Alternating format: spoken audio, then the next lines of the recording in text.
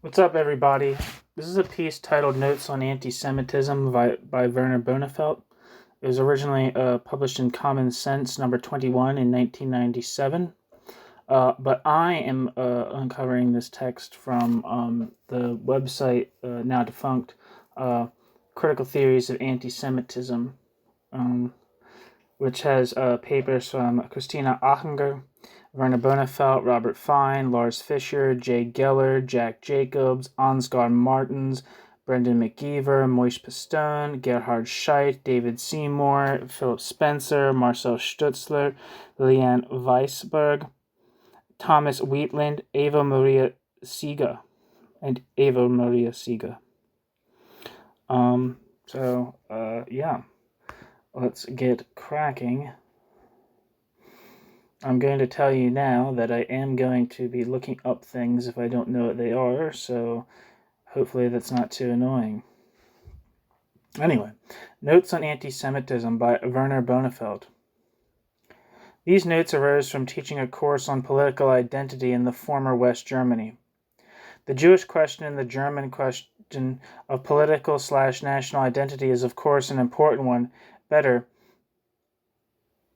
it is the fundamental question. Some commentators, for example, Dinar, 1987, and Rabenbach, 1986, speak about a, quote, negative symbiosis, end quote, between the Jewish question and the German question post-1945.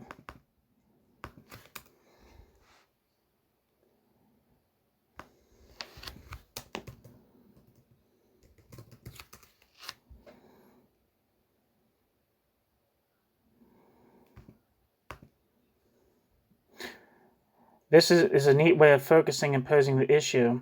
Is a, quote, negative, end quote, symbiosis for basically two reasons.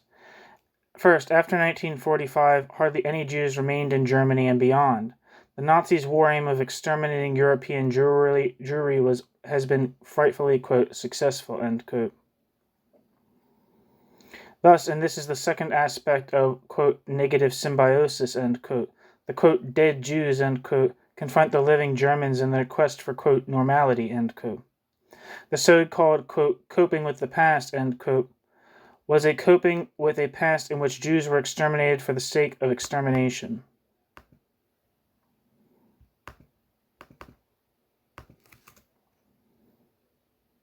One second. I'm going to open up a duplicate of this page so I can be able to hop right to the footnotes. All right. So, footnote. I'd like to thank Olga Taxidou and Adrian Walding for their very helpful comments. The usual disclaimers apply.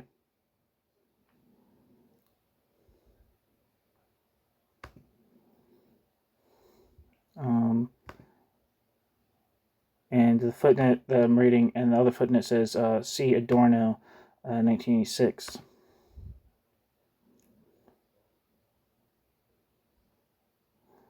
The so-called, quote, coping with the past, end quote, was a coping with a past in which Jews were exterminated for the sake of extermination.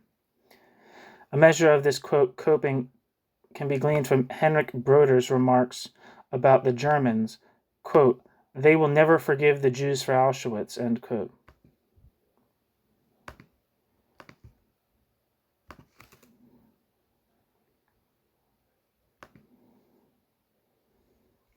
Wikipedia says, I hope this is the Henrik Broder that was being referred to. Henrik M. Broder, born 1946, self-designated Henrik Modest Broder, is a Polish-born German journalist, author, and television personality. He was born into a Jewish family in Katowice, Poland. Broder is especially interested in Vergangenheitsbewältigung, Islam, Israel, and the Israeli-Palestinian conflict. He sees a close relationship between German criticism of Israel's policies and anti-Semitism.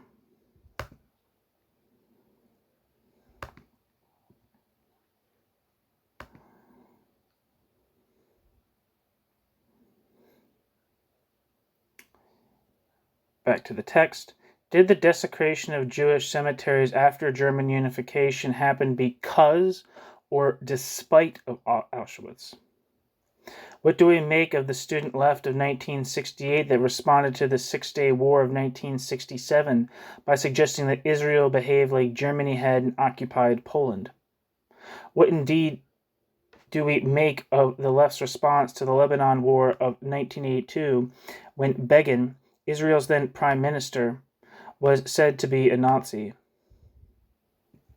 I need to look up the Lebanon War of 1982 because I am not particularly well informed about the dynamics of that war. So, according to Wikipedia, the 1982 Lebanon War began on the 6th of June 1982 when Israel invaded southern Lebanon. The invasion followed a series of attacks and counterattacks between the Palestinian Liberation Organization, PLO, operating in southern Lebanon, and the Israeli military that had caused civilian casualties on both sides of the border. The military operation was launched after gunmen from Abu Nidal organization attempted to assassinate Shlomo Argov, Israel's ambassador to the United Kingdom. Israeli Prime Minister Menachem Begin blamed Abu Nidal's enemy, the PLO, for the incident and used the incident as a casus belli for the invasion.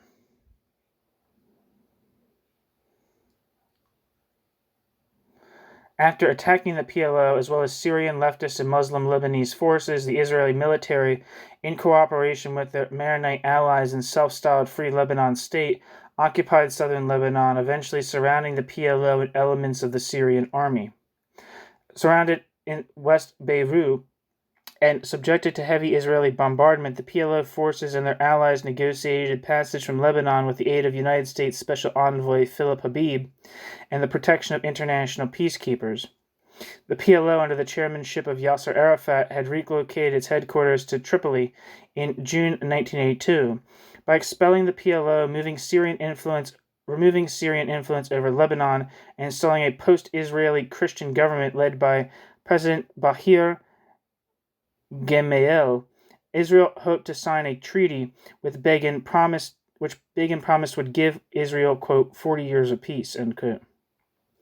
Following the assassination of Gemayel in September 1982, Israel's position in Beirut became untenable, and the signing of a peace treaty became increasingly unlikely. Outraged following the IDF's role in the Israeli-backed Phalangist perpetrated Sabra and Shatila massacre of Palestinians and Lebanese Shias, as well as Israeli popular disillusionment with the war, led to gradual Israeli withdrawal from Beirut to the areas claimed by the Free Lebanon State in southern Lebanon, later to become the South Lebanon Security Belt, which was initiated following the 17th of May agreement and Syria's change of attitude towards the PLO. Despite the Israeli withdrawal to southern Lebanon in 1985 being considered the end of the war, Shia militant groups began consolidating and waging a low-intensity guerrilla war against the Israeli occupation of southern Lebanon, leading to 15 years of low-scale armed conflict until Israel's final withdrawal from Lebanon in 2000.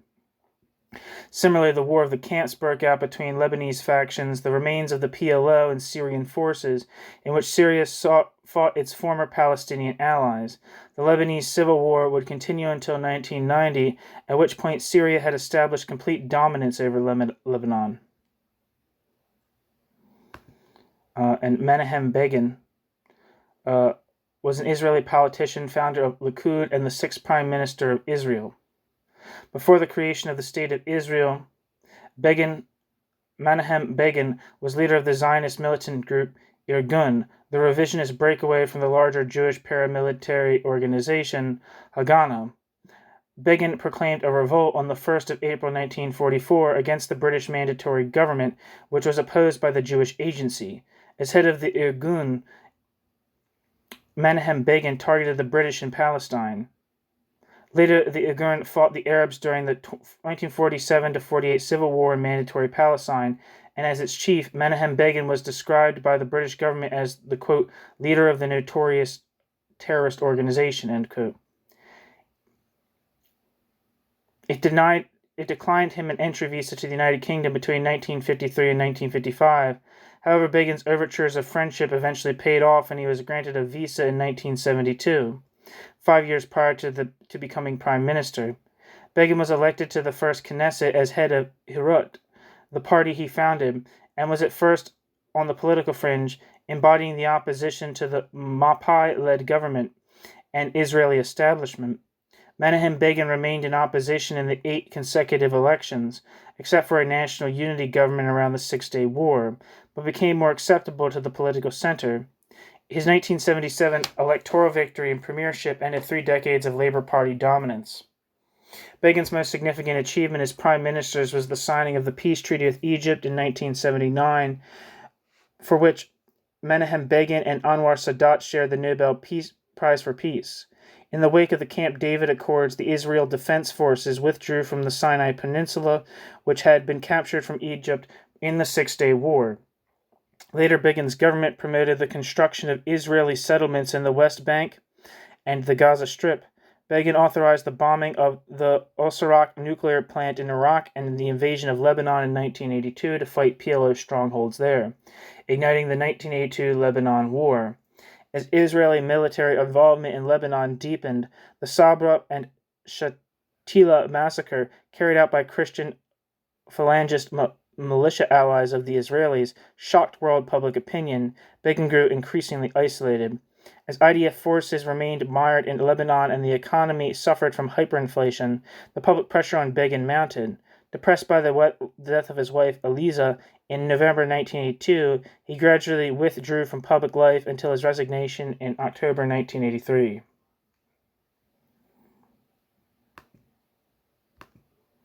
Back to the text. Paraphrasing Henrik Broder,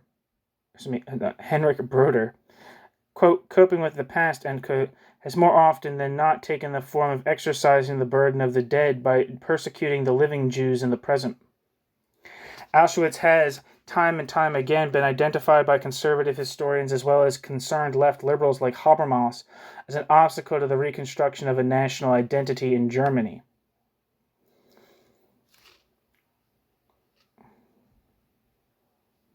There's 2 footnotes, one that I missed and one that I didn't. The one that I missed is, on this and other reaction of the student left in 1968 to the Six-Day War, see Dinar, 1987, Markowitz, 1984, Initiative Sozialistische Forum, 1990, and also Wistrich.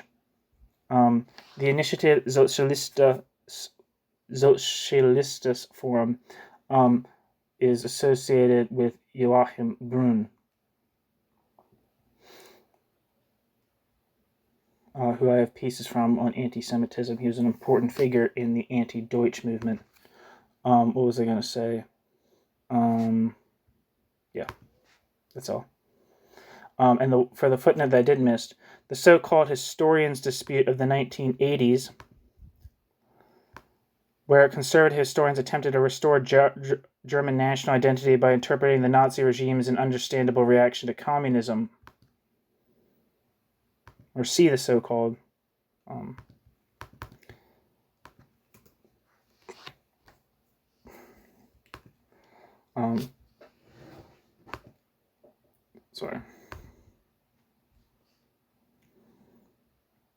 Habermas, who triggered the debate by rejecting the conservative interpretation, argued instead in favor of a, quote, constitutional patriotism, end quote. Both camps, despite their obvious differences, seem nevertheless to agree that a nation-state requires a patriotic public. One emphasizing history as a resource for identity, the other constitutional value orientations. The documents of this dispute are available in English in Forever in the Shadow of Hitler, ? Published in 1993.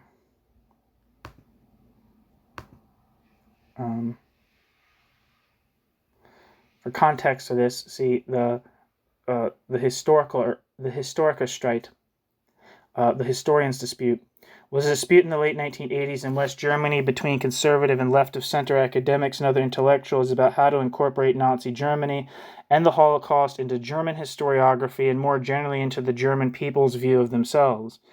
The dispute was initiated with the Bitburg controversy, which related to commemorative service at a German military cemetery where members of the Waffen-SS were buried. The service was attended by the President of the United States, Ronald Reagan, who had been invited by West German Chancellor Helmut Kohl. The Bitburg ceremony was widely interpreted in Germany as the beginning of the, quote, normalization, end quote, of the nation's Nazi past, and inspired a slew of criticisms and defenses that made up the initiating arguments of the Historikerstreit. The dispute quickly outgrew the initial context of the Bitburg controversy. However, it became a series of broader historiographic, political, and critical debates about how the episode of the Holocaust should be understood in Germany's history and identity. The position taken by conservative intellectuals, most prominently Ernst Nolte, was that the Holocaust was not unique and therefore Germans should not bear any special burden of guilt for the, quote, final solution of the Jewish question, end quote. Nolte argued that there was no moral difference between the crimes of the Soviet Union and those of Nazi Germany, and that the Nazis acted as they did out of fear of what the Soviet Union might do to Germany. Others argued that the memory of the Nazi era could not be, quote, normalized, end quote, and be a source of national pride, and that it echoed Nazi propaganda. Other central questions and topics debated with the dispute include the singularity of the Holocaust, the functionalist and intentionalist models of the Holocaust, methodological approaches to historiography, the political utility of history, the question of whether the Holocaust ought to be studied comparatively, and ethics of public commemorations of history.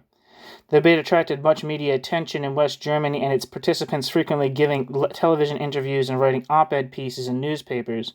It flared up again briefly in 2000 when Ernst Nolte, one of its leading figures, was awarded the Konrad Adenauer Prize for Science. Jesus Christ. That's rough. It should get controversy. I wonder if there's I just want to look and see if in like the see also section there's anything on the so-called Historikerstreit 2.0, which is often referenced in German like anti-Deutsch and basically critical theory influenced analyses of anti-Semitism. The Historikerstreit is 2.0 is kind of like these right-wing historians try to use things like the mass famines, the ethnic deportations, and the totalitarianism generally of Stalin as to relativize the Holocaust. The Historikerstreit 2.0 would be people say, I don't know, they probably say people like Dirk Moses, who tries to or maybe not Dirk Moses, I shouldn't say his name because I'm not actually as familiar with his work as I would have to be in order to comment. But basically people saying that the Holocaust is not an exceptional event because in the expansion of empire, there was often obviously brutal treatment of indigenous populations, and therefore the Holocaust is undeserving of special emphasis. It's more or less what is said, right? So it's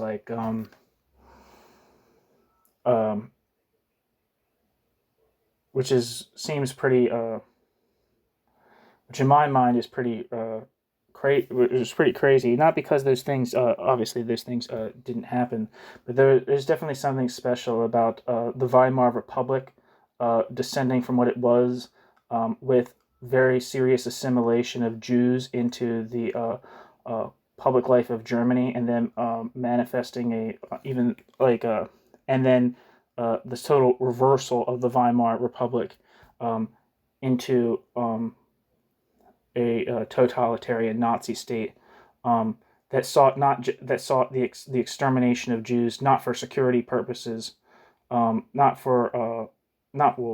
they interpreted them as security purposes in certain aspects, but when it was completely irrational for political purposes and economic purposes, to say, for instance, perpetrate the Holocaust as an end in itself. They did conduct the Holocaust as an end in itself. not as some kind of instrumental means for territorial expansion, but as an end in itself. It was necessary to rid the world of the Jews. And then there's other people who say, one of the things, there's kind of like a Holocaust the Soviet type of Holocaust relativization, right? Which kind of is like not explicitly stated, but basically the particularities of different experiences of World War II and the Holocaust were kind of lumped over, buried under a generic anti-fascist universalism. So, like, instead of saying, like, there's a common thing for, like, victims of the crimes that were particularly perpetrated against Jews to be attributed as crimes against, like, the generic Soviet people or something like that. And obviously it's clearly, like, it's not, to make special case, understand the specificities and not just of the Holocaust and anti-Semitism in Nazi ideology and practice, understand the specificity and centrality of anti-Semitism in those things does not mean at all to, like, downplay the crimes of colonialism or all the Eastern Europeans who died in Barbarossa. Like, some people think it's necessary to downplay the Holocaust or relativize the Holocaust in order to,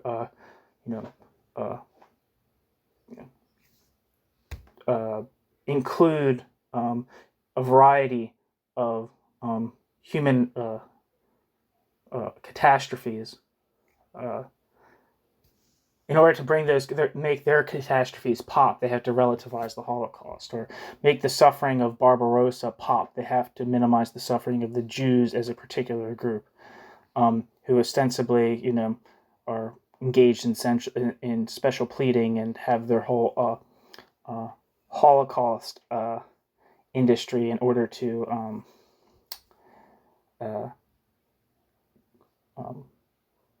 twist the arm of the world into satisfying their particular self-absorbed ambitions. Kind of like that's the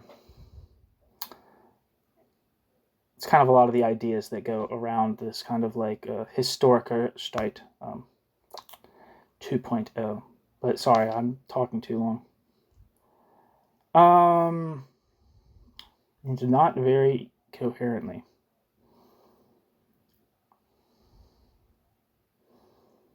So, where am I?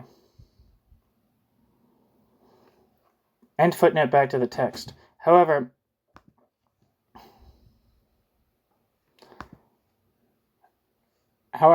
quote, Auschwitz, end quote, the word of horror, has become sidelined and replaced by the term, quote, Holocaust, end quote. This replacement creates a much more abstract, intangible relationship with the deed. Indeed, the word Holocaust not only removed Auschwitz from the vocabulary, its use has also proliferated and has become a generalism, ecological Holocaust, global Holocaust, etc. The word Auschwitz signals horror. The word Holocaust, however, quote, normalizes, end quote, the horror through its popular usage. The killing of millions is normalized as all traces of annihilation is erased through relativism. It is, however, not just Auschwitz that is being normalized, but also, and importantly, the very conditions through which anti-Semitism exists and persists to this day.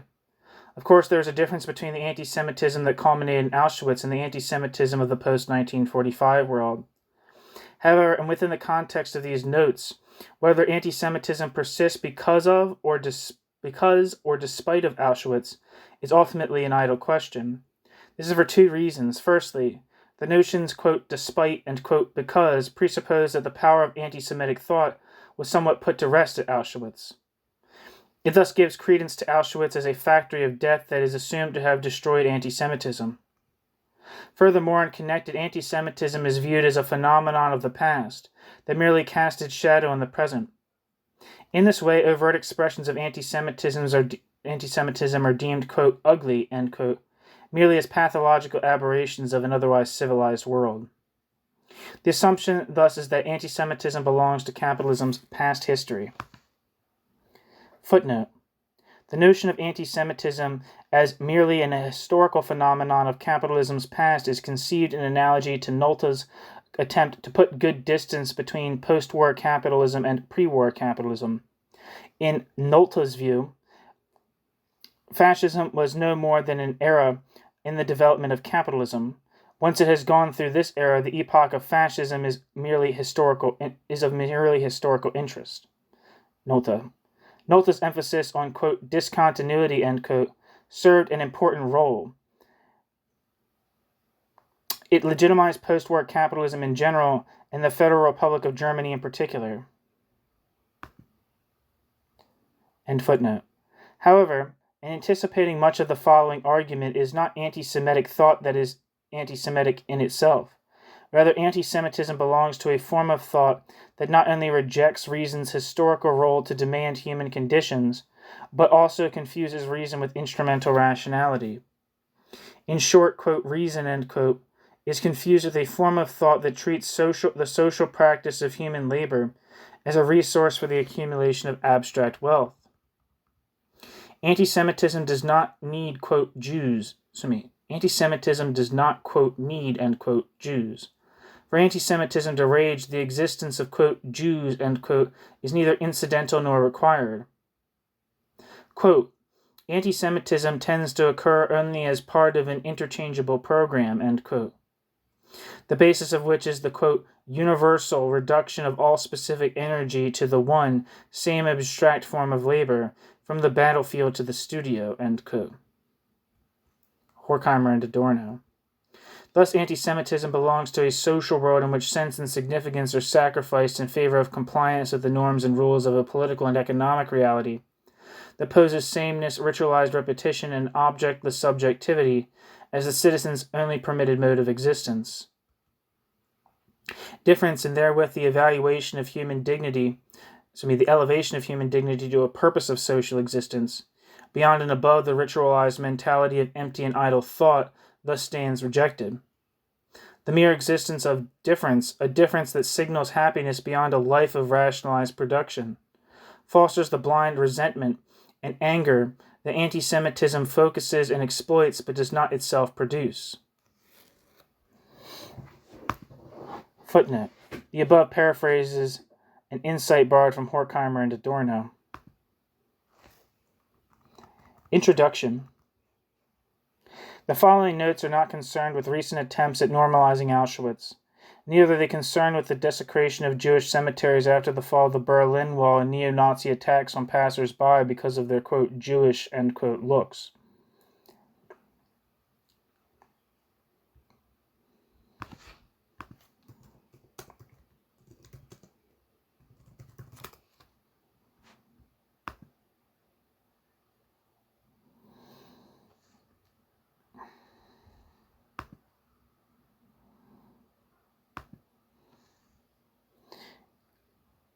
The focus is on the anti-Semitism which found its raison d'etre in Auschwitz. Is anti-Semitism only a form of racism, a mere prejudice which can be overcome by education and goodwill? Or is anti-Semitism a, quote, hatred of capitalism, end quote, a, quote, hatred of men against money and exploitation, end quote, as the late left-wing terrorist Ulrike Meinhof suggested? Footnote, quoted in Rose, 1990.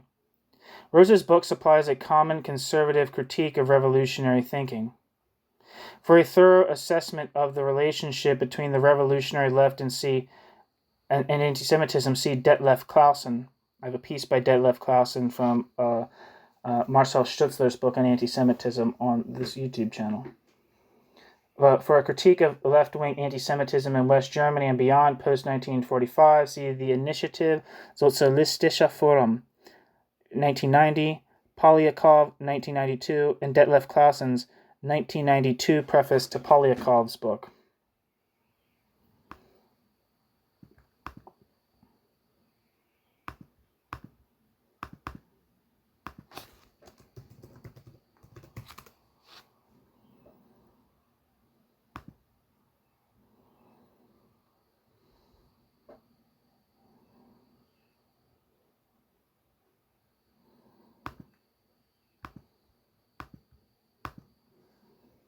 End footnote.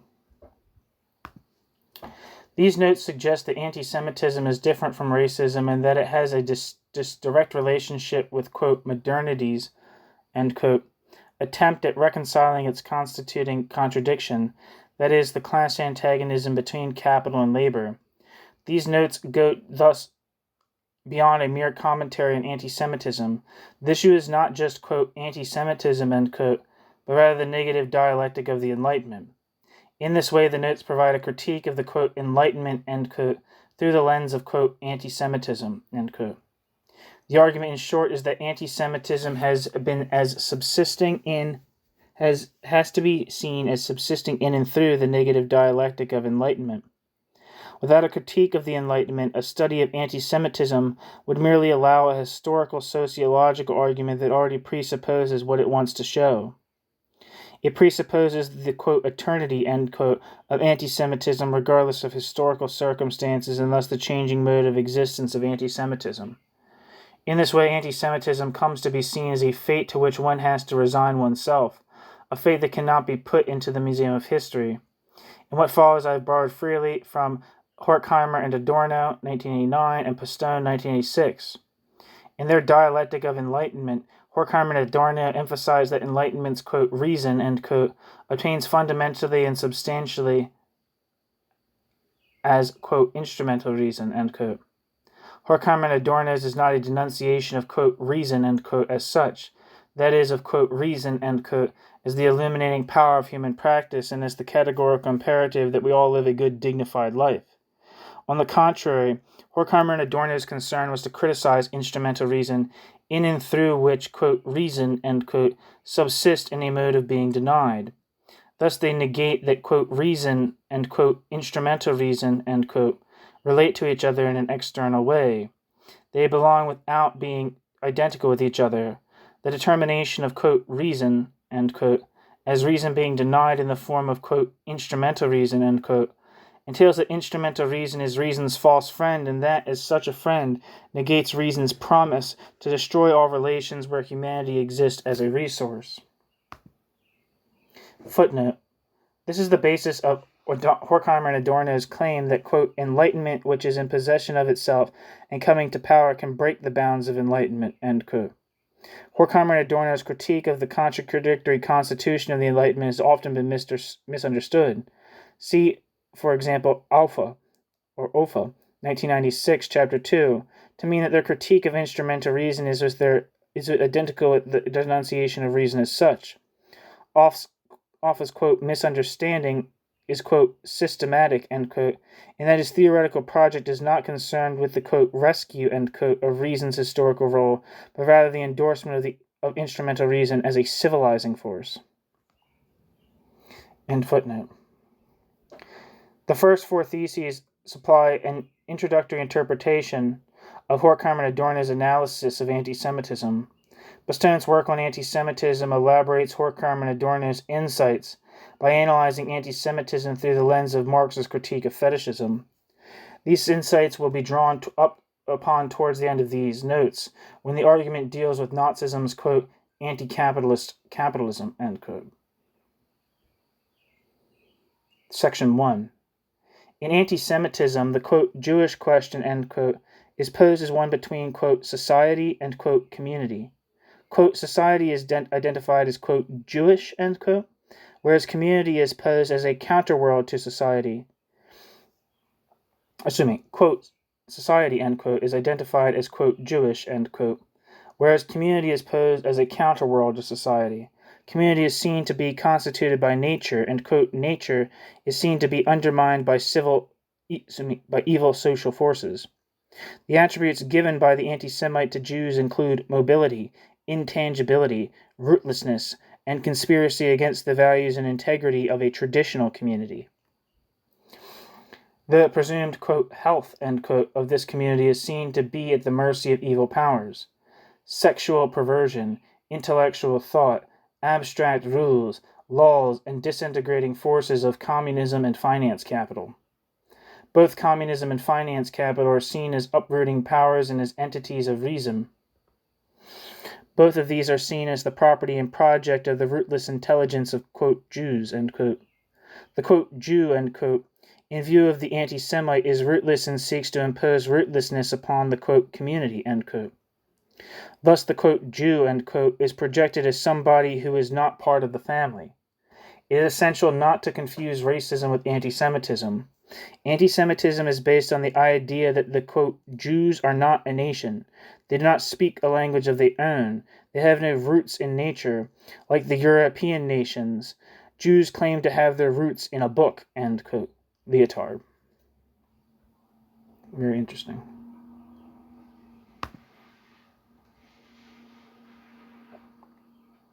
Footnote. Of course, racism can go as far as murder, arson, and destruction of communities. However, compared with racism, the hatred of Jews is different in that Jews are seen to have come from nowhere.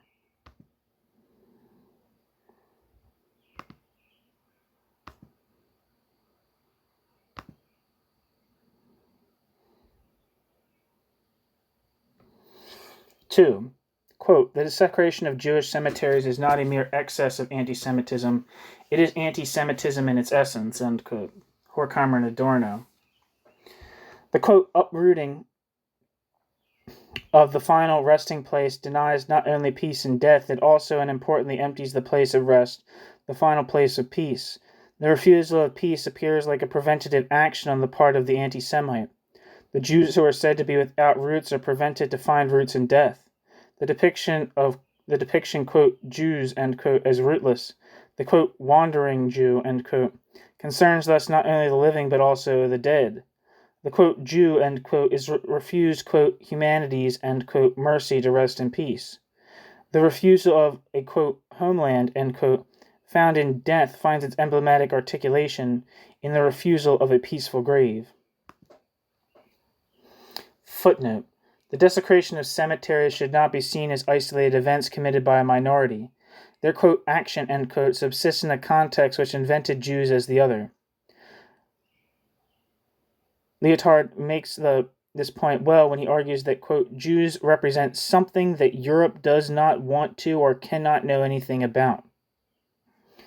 Even when they are dead, it abolishes their memory and refuses them burial in its land. ... When the deed is done in full daylight, Europe is seized for an instant by the horror and terror of confronting its own desire. End quote, Leotard. An assessment of Leotard's postmodernist conception of, quote, difference, end quote, important though that might be, cannot be attempted here.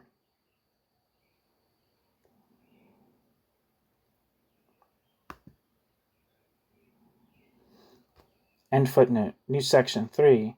Quote, anti-Semitism is as a national movement was always based on an urge that its instigators held against the Social Democrats.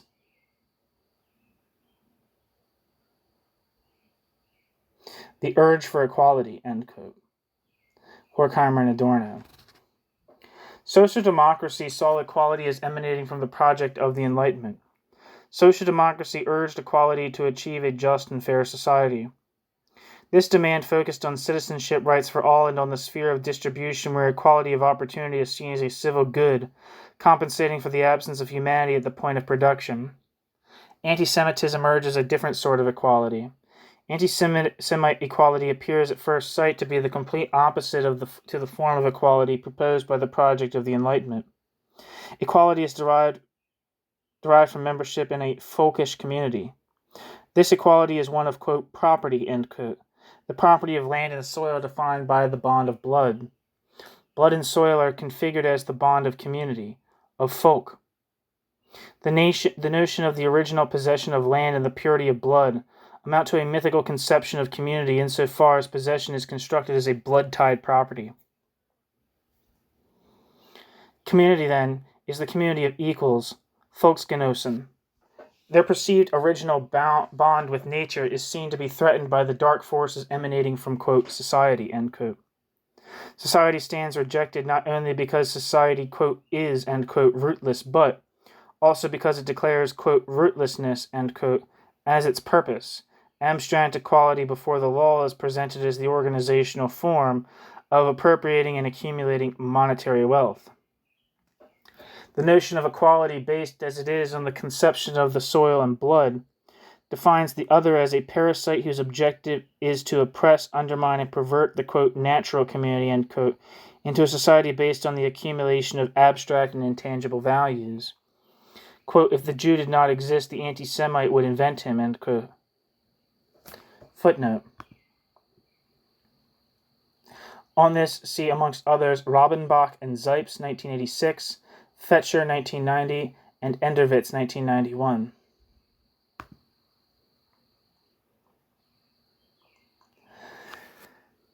Is the invention of the, quote, Jew, end quote, as the other, the one that deviates from and is not allowed to participate in the community of blood and soil, who serves to provide equality where class conflict and struggle rages? The Volksgenosse is an entity defined in terms of natural equality by virtue of its construed antagonistic relationship to the construct, quote, Jew.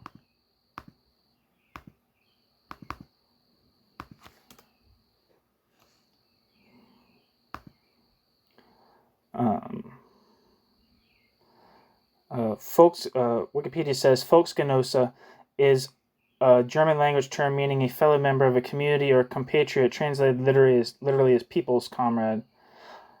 Volksgenosse was recorded as early as the word Volksgenosse was recorded as early as 1798, and its usage grew within the folkish movement of German ethnic nationalism, which led to its use to denote a person of the same, quote, blood community, end quote. The term became common parlance within the Nazi Party, then the Third Reich, as a way to distinguish between ethnic Germans from other groups such as Jews and Gypsies. Due to these associations, the word gradually fell out of use after Germany's defeat in World War II and subsequent denazification efforts.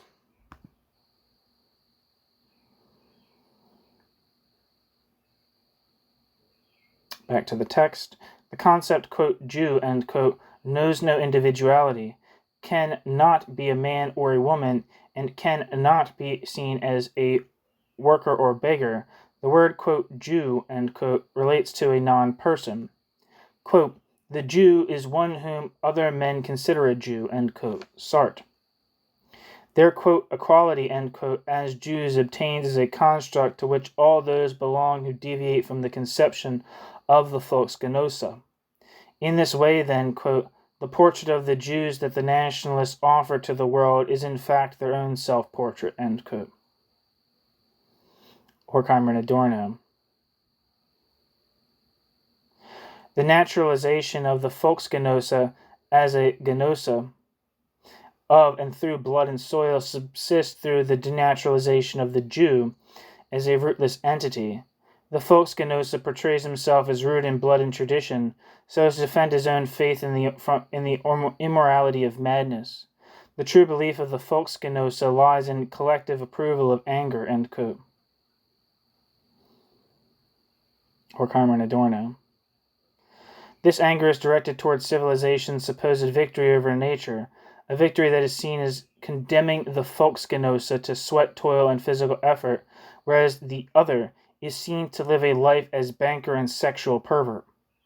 This Volksgenosse aspires for himself, with murder becoming the climax of his aspiration. For the Volksgenossen, the Jews, quote, are the scapegoats not only for individual maneuvers and machinations, but in a broader sense, inasmuch as the economic injustice of the whole class is attributed to them. The Volksgenossen, the Jews, for the Volksgenossen, the Jews, quote, are the scapegoats not only for individual maneuvers and machinations, but in a broader sense, inasmuch as the economic injustice of the whole class is attributed to them, end quote. Horkheimer and Adorno. The liberation, then, of community from society is not only conceived as a liberating action, but also as a moral obligation. Anti-Semitism calls for a just revenge on the part of the, quote, victimized, end quote, community against the powers of rootless society. Extermination is thus conceived as the, quote, victims, end quote, just cause. Quote, community is, end quote, is seen to be both victimized, end quote, strong, end quote. Strength is derived from the biological conception of community, blood-constituted possession and tradition. The Volksgenosse sees himself as a son of nature and thus as a natural being. This biologization of community finds legitimation for murder in the biologization of the, quote, action, end quote. Biology is conceived as a destiny. From this follows the demand to overturn and break society's hold on community in order for the latter to reassert its, quote, purity, end quote. The purpose legitimates the means. In this view, then, those victimized have the moral high ground on their side, reinforcing the claim to liberation as a moral obligation, whatever the means. Quote, as a perfect madman or absolutely rational individual, he destroys his opponent by individual acts of terror or by the carefully conceived strategy of extermination, end quote. Thus the negative dialectic of the Enlightenment, where the, quote, victory of society over nature changes everything into pure nature, end quote. The organized anti-Semite mob does not pretend not to be driven by the thirst of blood.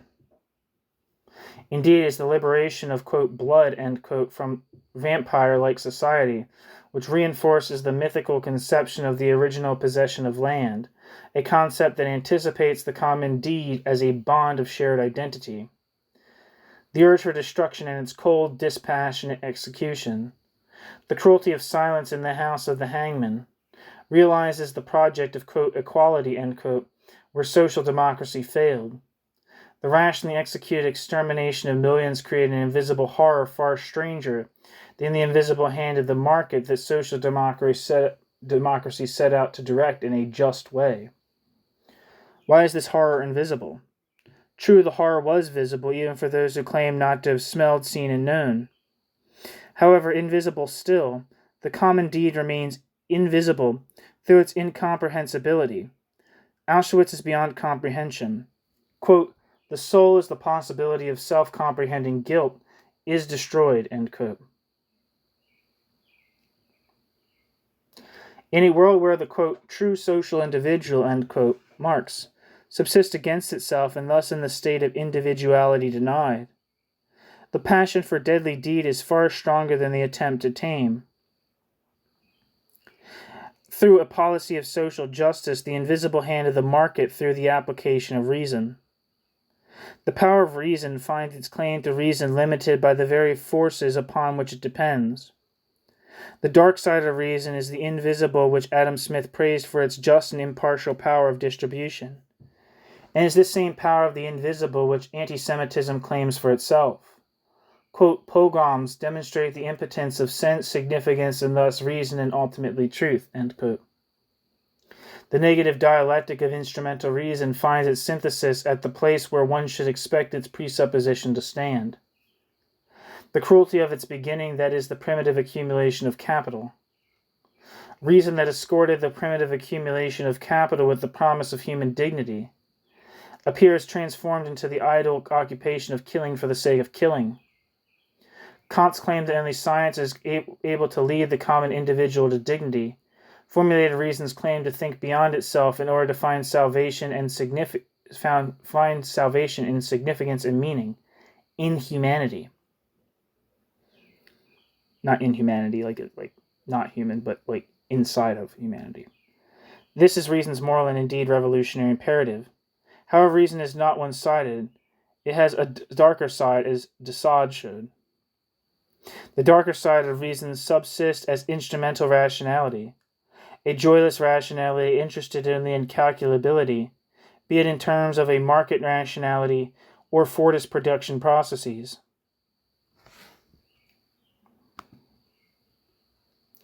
Footnote. On the connection between, quote, Fordism and concentration camp, see Gambino's insightful analysis of the origins of so-called Fordism.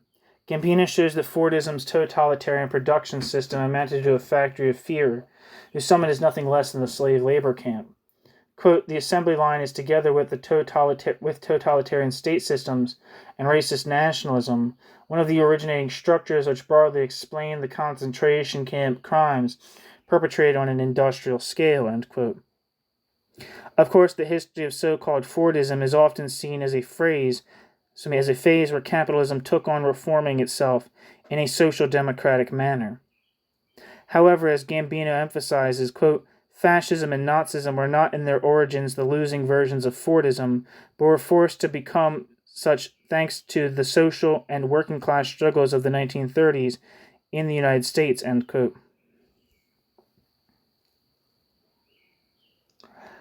These struggles led to the constitution of a more, quote, social democratic, end quote, version of, quote, Fordism, end quote, which today is seen as something that merely followed the functional needs of and objective logic inherent in, quote, capital, end quote. On this, see, amongst others, Hirsch/Roth, 1986. End footnote. Indeed, in instrumental rationality, humanity is denied its existence as it is merely conceived as a resource to be integrated into the well-oiled system of economic production and political machines. Thus, in instrumental reason, significance and meaning are bereft of their revolutionary imperatives in its theoretical project. The Cartesian dualism between subject and matter emphasizes pure reason as an abstract reason, devoid of social content, and thus in sharp contrast to reason's claim to lead humanity's exodus from its self-imposed immaturity.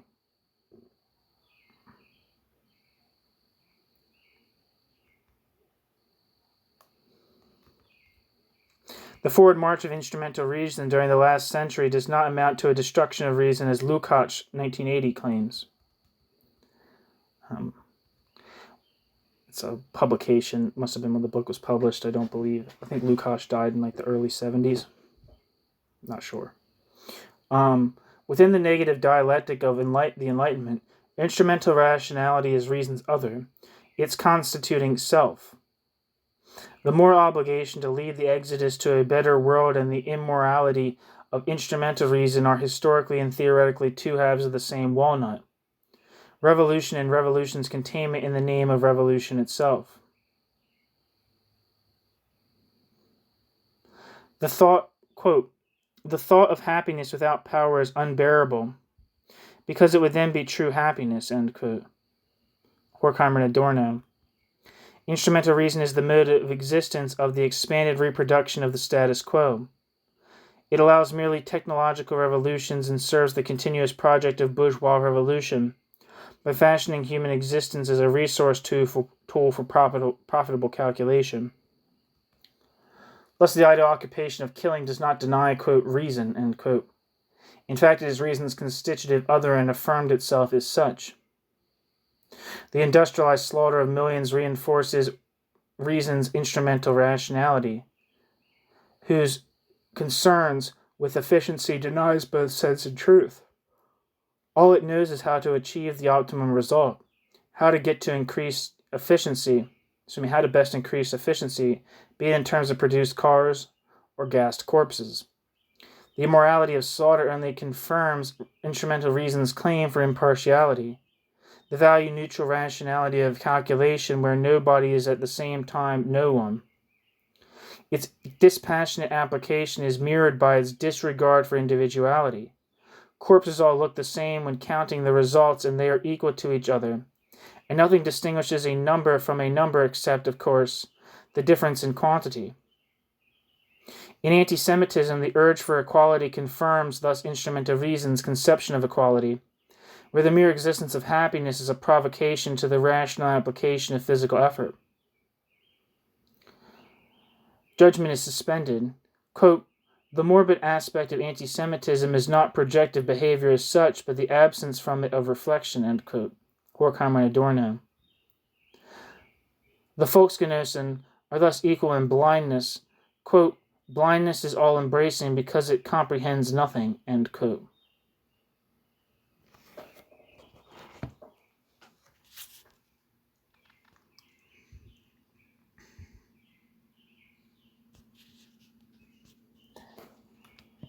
Four. Footnote. The purpose of this section is to condense the previous argument. Though it repeats what has already been said, the aim is to take stock before moving on to an assessment of Nazism's, quote, anti-capitalist capitalism, end quote. End footnote. Quote, anti-Semitism is a passion, end quote, bracket, which is, end bracket, quote, not caused by experience but by hatred and fear, end quote. Quote, there is a passionate pride among the mediocre, and anti-Semitism is an attempt to give value to mediocrity. As such, to create an elite of the ordinary, end quote. Sartre. The biologically defined possession of land and tradition is, as was agreed, counterposed to the possession of universal abstract values. The terms, quote, abstract, rationalist, intellectual, take a pejorative sense. It could not be otherwise, since the anti-Semite lays claim to a concrete and irrational possession of the values of the nation, end quote.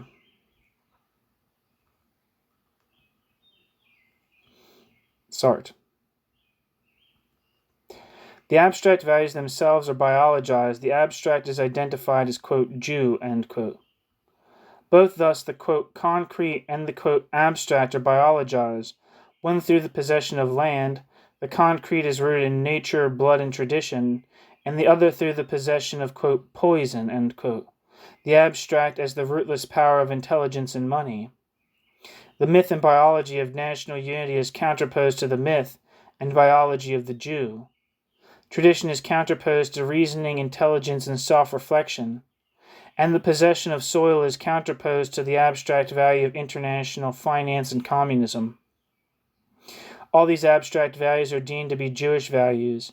Jewry is seen to stand behind the urban world of crime, prostitution, and vulgar materialist culture. Quote, the illusory conspiracy of corrupt Jewish bankers financing Bolshevism is a sign of innate impotence, end quote. Horkheimer and Adorno. Hence, the above reported notion, quote, pogroms demonstrate the impotence of sense, significance, and ultimately truth. The idle occupation of killing confirms the stubbornness of the life to which one has to conform and to resign oneself, end quote. Horkheimer and Adorno. The elevation of soil and tradition to the good and the stigmatization of reason and money as evil confirms the view that those with a, quote, home, a, quote, tradition, quote, roots, and, quote, soil are expropriated by vulgar powers. In the struggle between, quote, good and, quote, evil, reconciliation appears neither possible nor desirable. Evil needs to be eradicated in order for the, quote, good, end quote, to be set free. The paradox of this claim seems clear, or so it seems. The attack on, quote, reason, end quote, rests on the employment of reason's other self, instrumental rationality, confirming rather than denying the circumstance that Nazism was less an aberration in the forward march of instrumental reason than the transformation of the forward march itself into delusion. Quote, the unleashed colossi of the manufacturing industries did not overcome the individual by granting the individual full satisfaction, but by eliminating his character as a subject. This is the source of their complete rationality, which coincides with their madness, end quote. Civilization's supposed victory over nature is assumed to have overcome its own law of impoverishment. This, quote, notion which justifies the whole system, that of man as a person, a bearer of reason, is destroyed, end quote.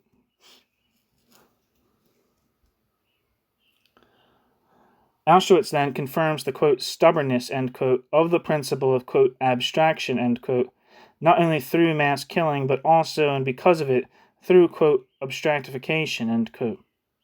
The biologization of the abstract is, quote, Jew, end quote, denied not only humanity as the, quote, Jew, end quote, stands expelled from the biologized community of the concrete. The abstract is also made abstract. All that can be used is used, like teeth, hair, skin, labor power, and finally, the abstract is made abstract and thus invisible itself through gas. The invisible hand of the market, identified as the abstract biological power of the, quote, Jew, end quote, is transformed into the invisible itself. Within the negative dialectic of the Enlightenment, Auschwitz stands for the, quote, victory, end quote, of instrumental reason over reason's moral imperative, that we all live a good life in dignity.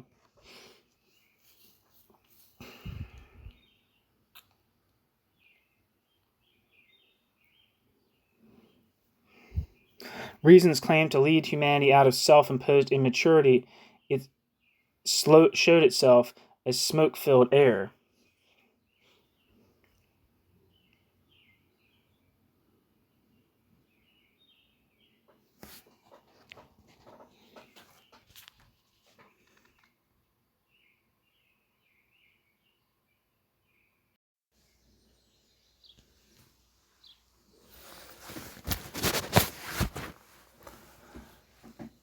Quote, Section 5, quote, no analysis of National Socialism that cannot account for the extermination of European Jewry, extermination for the sake of extermination is fully adequate, end quote.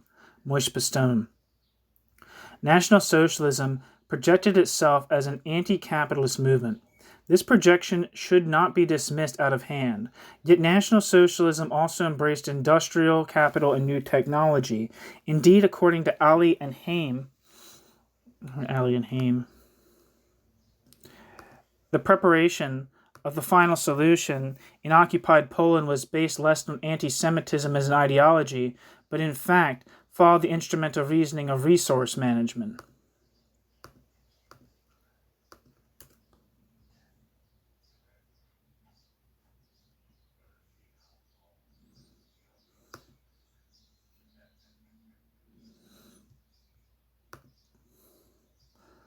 I'm not seeing anything for Ali and Haim.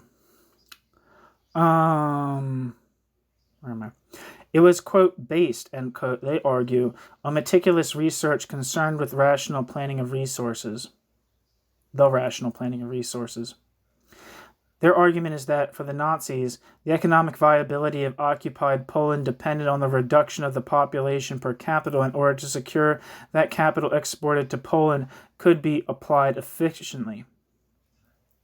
How do we approach the apparent contradiction between Nazism's anti-capitalist ideological projection and the rational calculation that proposes mass murder as a, quote, solution, end quote, to capitalist profitability? Nazi anti-Semitism is, as the above has tried to make clear, different from anti-Semitism of the old Christian world. This does not mean that it did not exploit the anti-Semitism of the old Christian world.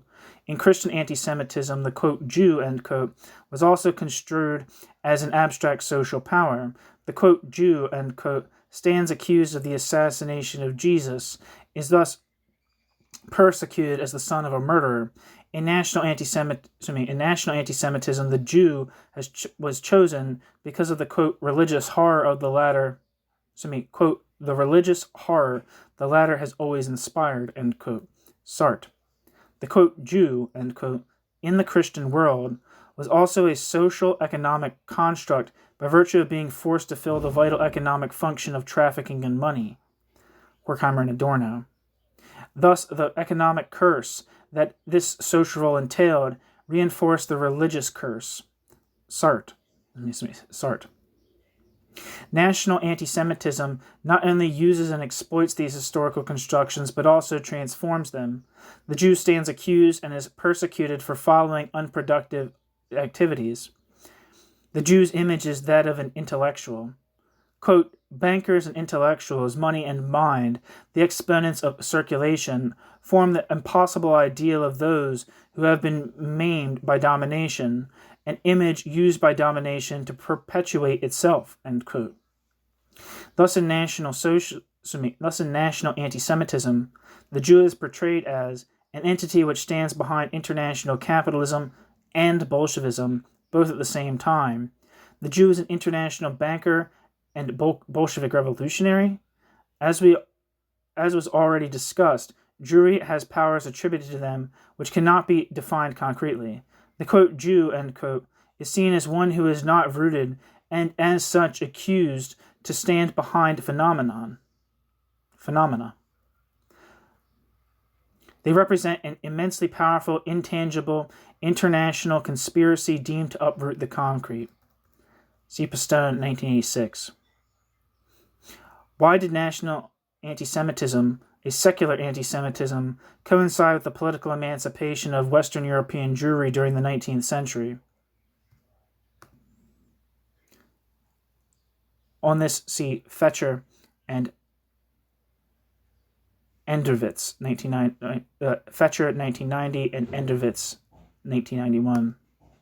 I have some pieces by Irving Fetcher, who I'm assuming is being referred to, coming up on the channel.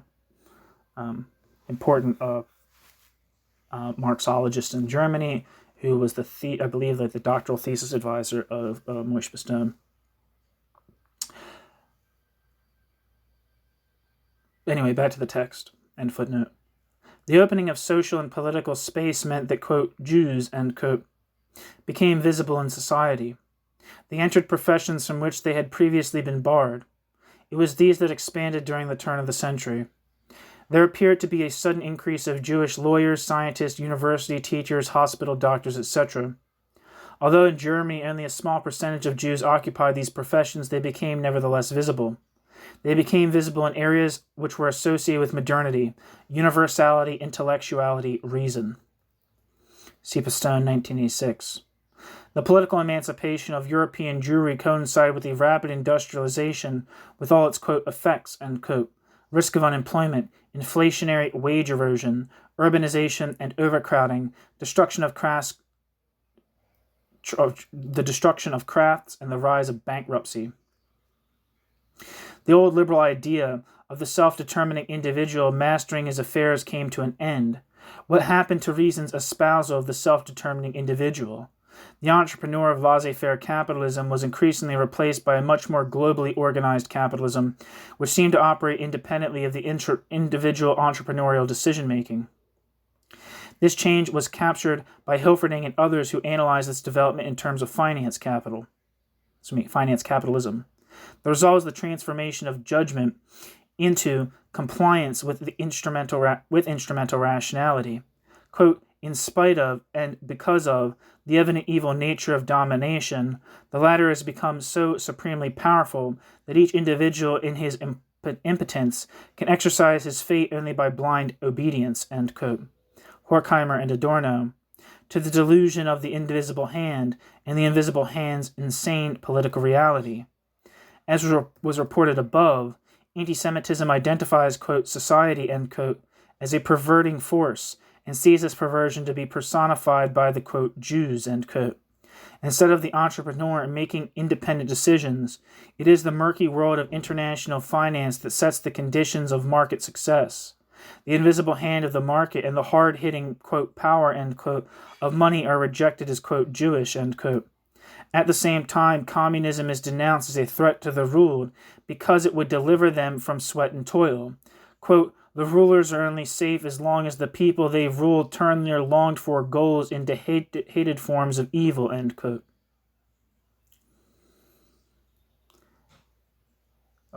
Horkheimer and Adorno. The Jews seem ready-made for the projection of horror. Quote, no matter what the Jews as such may be like, their image, as that of the defeated people, has the features to which totalitarian domination must be completely hostile: happiness without power, wages without work, a home without frontiers, religion without myth. These characteristics are hated by the rulers because the ruled secretly long to possess them. End quote. Anti-Semitism invited the ruled to stabilize domination by urging the ruled to destroy, suppressing the very possibility and idea of happiness through participation in the Aryan enterprise of robbing the others of all possessions, including their life. Section 6. Quote, fascism is also totalitarian in that fascism seeks to make the rebellion of suppressed nature against domination directly useful to domination. This machinery needs the Jews, end quote.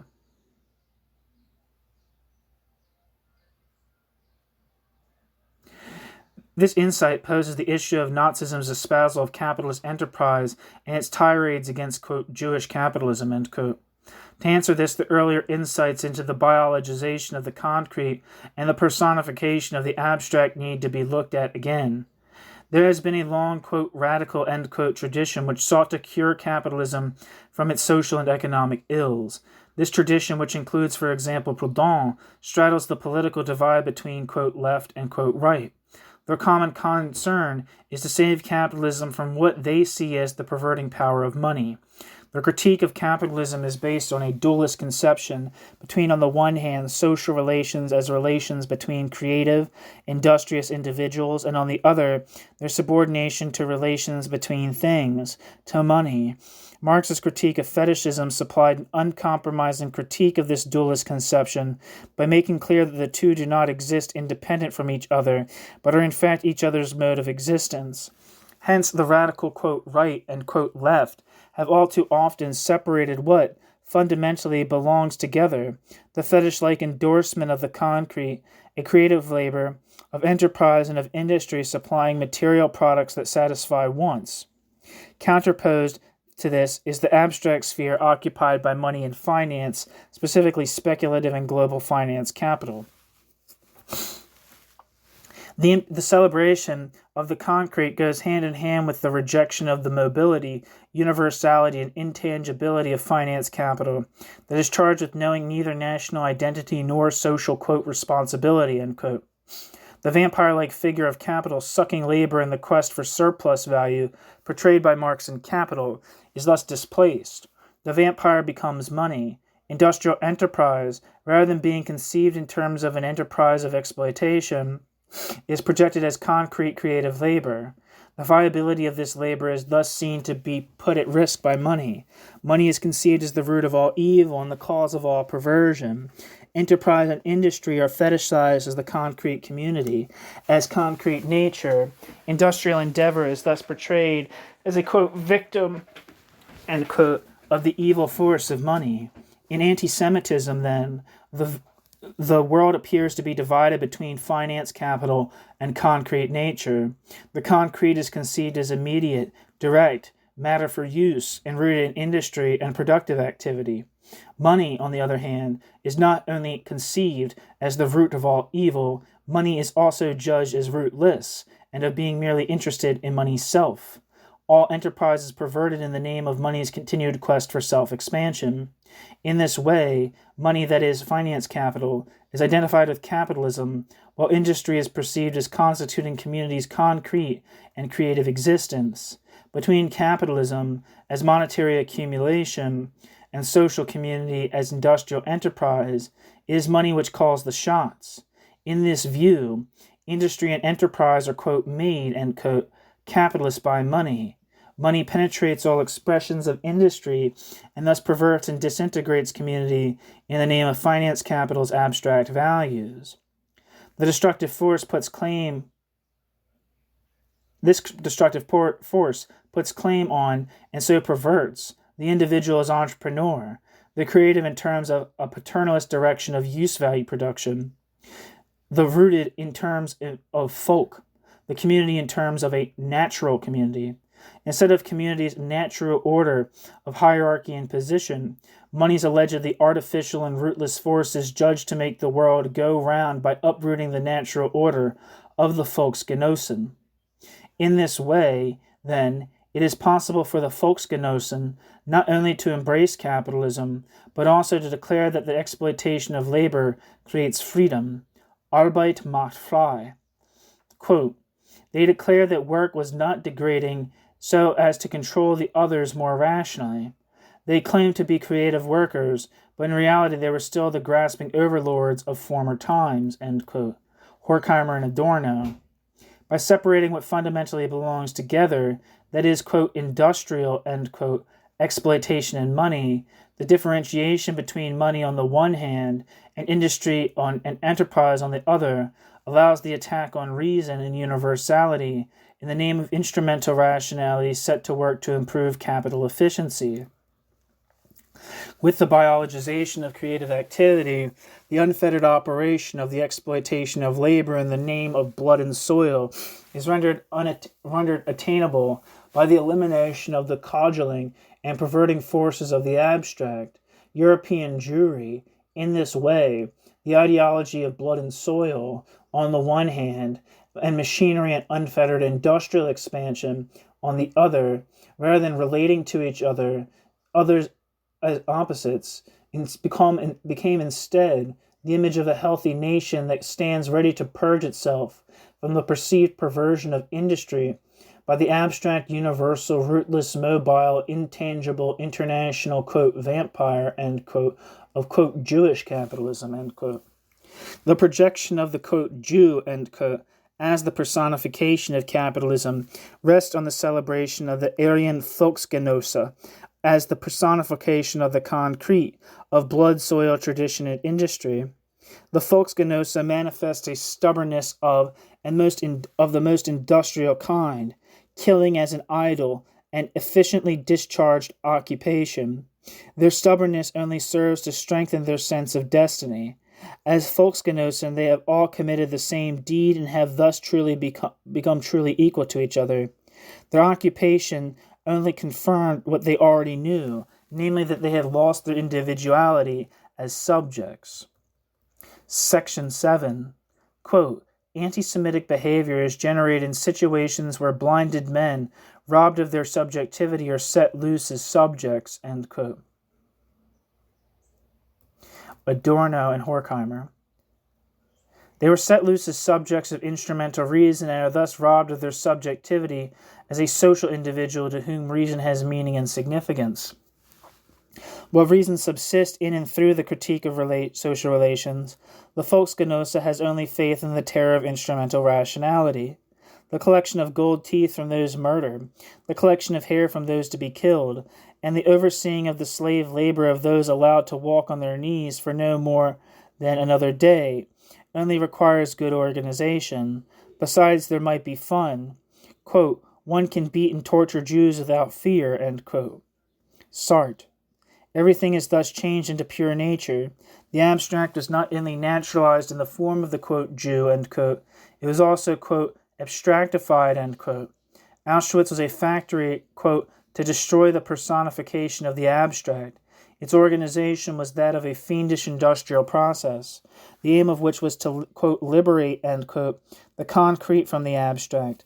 The first step was to dehumanize, that is, to strip away the, quote, mask of humanity, of qualitative specificity, and reveal the Jews for what, quote, they really are, end quote, shadows, ciphers, numbered abstraction, end quote. Then following the process to, quote, eradicate their abstractness, to transform their abstractness into smoke, trying in the process to wrest away the last remnants of the concrete material quote, use values, end quote, clothes, gold, hair, soap, end quote, Pistone. The concrete industry and abstract money belong not only together as each other's presuppositions, also the concrete is abstract as the character of abstract labor indicates, and conversely the abstract is concrete as social relations exist as relations of exploitation.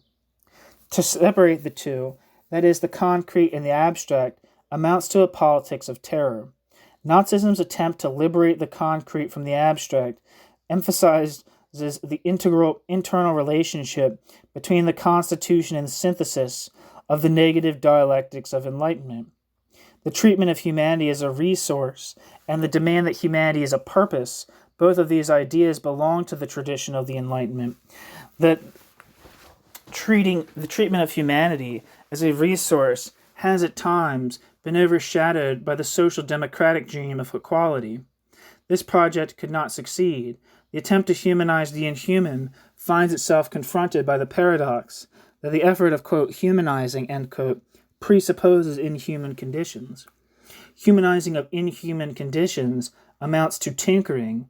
Thus the limits of reason within the tradition of the Enlightenment, whose project of, quote, civilization, end quote, presupposes the continuous guarantee of private property.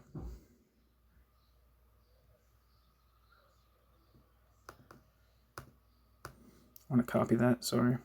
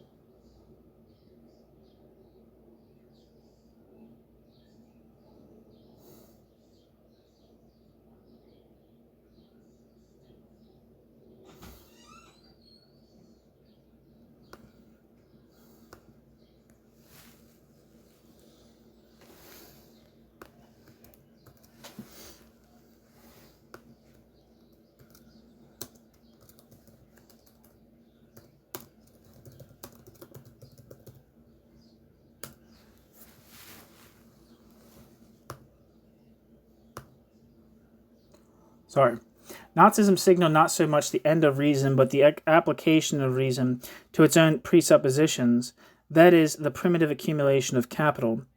Nazism's, quote, anti-capitalist capitalism, end quote, showed that the Enlightenment project of the self-determining individual that foreshadowed better things in the name of reason had transformed into madness. This transformation does not represent a, quote, pathological, end quote, aberration of the Enlightenment's forward march.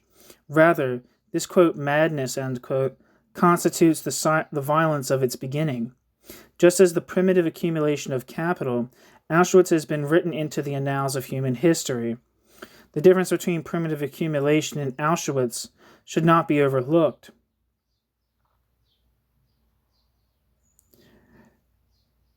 Primitive accumulation has been written into the annals of human history with blood and tears. Auschwitz has been written into the annals of history with industrialized slaughter. While primitive accumulation launched the negative dialectic of reason, and with it humanity's hope to leave behind self-imposed immaturity, Auschwitz destroyed the hope in the Enlightenment's civilizing project. The dialectic of enlightenment is transformed objectively into delusion, end quote. Horkheimer and Adorno. Postscript.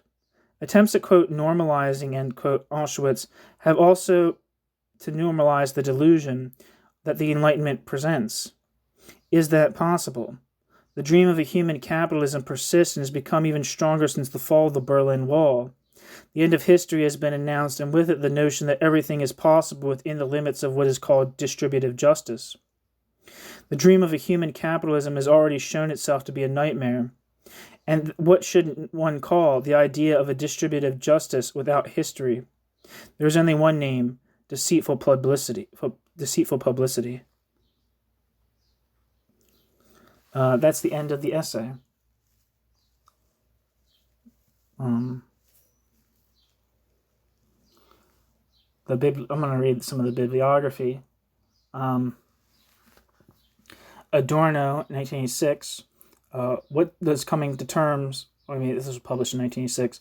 What does coming to terms with the past mean? In G. Hartman's edited volume, Bitburg and Moral and Political Perspective. Johannes Agnoli, Destruction as the Determination of the Scholar in Miserable Times. G. Alley and S. Haim, 1991, The Economics of the Final Solution. Some pieces by Detlef Clausen that are in German. Something by an Unterwitz, Antisemitismus und Volksstaat, 1991. Irving Fetcher, 1990, Political Anti-Semitism in Germany, Its Rise and Function. Forever in the Shadow of Hitler, published in 1993, Original Documents of the Historikerstreit.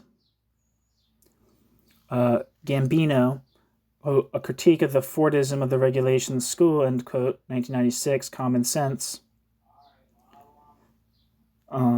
Something by Hirsch and Roth, I think it's Joachim Hirsch and Regina Roth, not sure though. Das neue Gesicht des Kapitalismus.